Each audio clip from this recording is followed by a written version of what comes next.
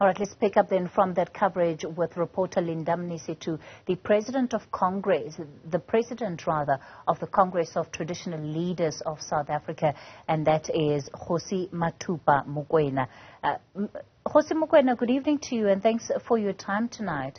Firstly, how do we begin to make sense of what has happened here this weekend and what it means then for questions around who the rightful heir to the Zulu throne is?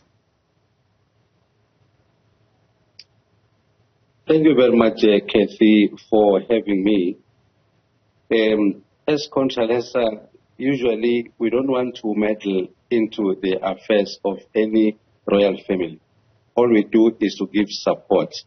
But all I can say now, Royal Highness, is that the Zulu kingship is one of the role models in our country, South Africa, in the continent and the world at large. When you want to know, it's because of their rich history. Now, what's happening here, Kathy, indeed, as Contralesa, we are worried. And we are asking ourselves many questions as to whether the elders in this royal family, have they done everything that was supposed to be done before any pronouncement was done? Cultures differs from area to area, Kathy, I must say. In some other royal families, the successor is appointed by the royal family, while others will accept if there is a will. It differs from area to area.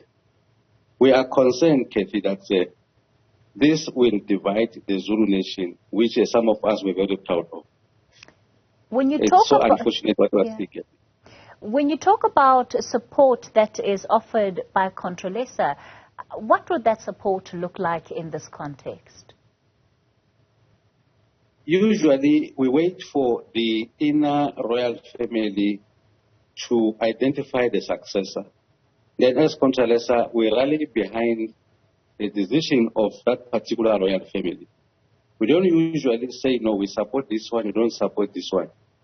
Because that will be very dangerous for us, because as this powerful organization, the only organization in the country that represents the royal leadership, we want to support all the royalty in the country. But in this instance, Kathy, we want to make a call to the Zulu royal family, or the powers that be, that as royal leadership in this country, it is embarrassing that really the role model that I referred to earlier is now point for discussion by all of us here. We so wish there would be, in that family, there would be those elders, people who are responsible in calling everybody to order. Because in a royal family, if there are no elders who are capable or able to summon anyone to say, come here, you do this and don't do this. And now I don't know what's going to happen, because there are those who are supporting the other group. I'm sorry for calling them groups for the lack of a better word. And those who are supporting the other one. We so wish there can be someone who will emerge and call everyone to order and say, this will happen. We don't know how did they arrive to any decision, because, as I said, decisions are taken differently from royal family to royal family. But in this case, really, we are so embarrassed, because this was one of the best kingship that some of us were looking forward to. When we want to call people to order, we always refer to the Zulu kingdom as the one that is really championing what we can call a royal family, a royal leadership. Kathy. Kgoshi Mokoena, ultimately you have a situation where there is a king-elect who is recognized by the president, recognized by the provincial authorities, and one part or a faction of the royal household. And then there is now the question of Prince Simakade, with those that support him and say that he's now the rightful king. At the end of the day, Contralesa is one of those organizations that's going to need to make a decision about which route you go in. Who do you recognize as the king of the Zulu nation and who you don't? Kathy, as I said earlier on, we don't want to really find ourselves being blamed for supporting this one or the other one. All we are saying is that always we rally behind anyone identified by the royal family, the one who will be a successor. In this instance, there are royal families in both sides. The other royal family said it's King Mrs. Zulu.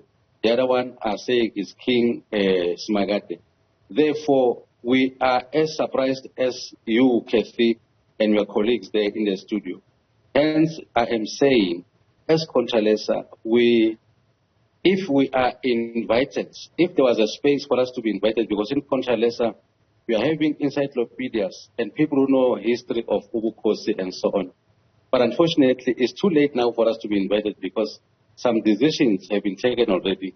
The other one is that it will be certificated very soon, and this one has also been endorsed by the royal family. Now, I so wish we were invited earlier to come and make those little inputs.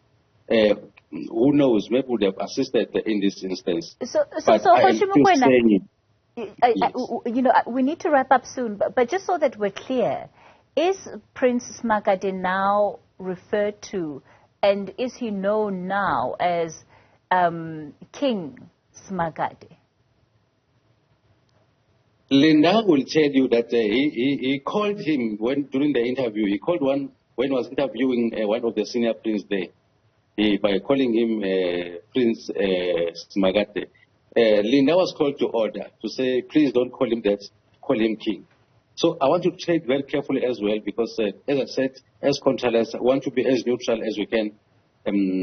If they're calling him King, we cannot say they're wrong. At the same time, maybe King Mr. Zulu, we respect him as such. We are calling for the family to please, it's not late.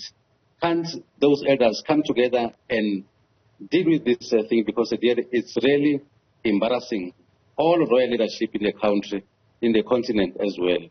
We'll be happy if one day there'll be an announcement to say that the royal family met, they have decided to say this will be the route that will be taken by both entities. Kathy. Kgoshi Mathupa Mokoena, he is president of the Congress of Traditional Leaders of South Africa. As you hear there, it continues to be an incredibly messy affair when it comes to the question of who exactly will be the rightful heir then to the throne of the Zulu royal family.